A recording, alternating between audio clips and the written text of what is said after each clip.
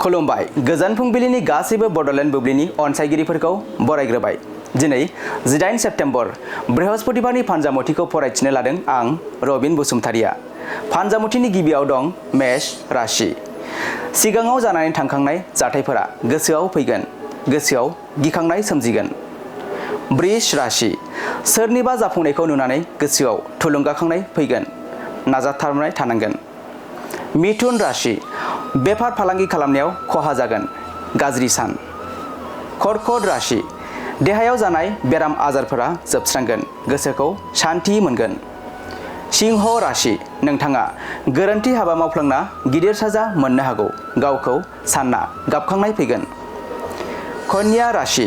गोबावनिफ्राय लोगो मोनै लोगोखौ लोगो मोननो हागौ, गोसोखौ मोजां मोनगोन।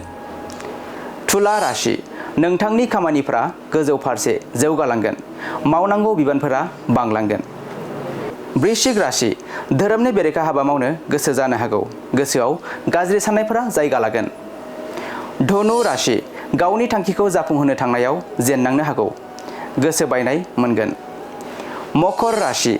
समाजनि हाबा मावनो बिबान मोनफागोन, दाबसे जायगायाव थाथेरनो सम मोननाय नङा। कुम्भ राशि। गावनि गोसोनि साननाय बायदि मोनसेबो खामानिया जाफुंनाय नङा, नखरनि सुबुङा हेंथा होगोन। आरो मीन राशि। मोजां मोनलायनायनि गेजेराव सन्देह सोमजिगोन, सोमोन्दोआ गावस्रालायनो हागौ। दिनै सानसेनि राशि फरायथिनायाबो एसेनोसै। आसा खालामो नोंथांनि दिनैनि साना मोजाङै मोजां थांगोन, बेखौ बडलेण्ड बुब्लि नखरनिफ्राय मिजिंथिबाय। गोजोन्थों।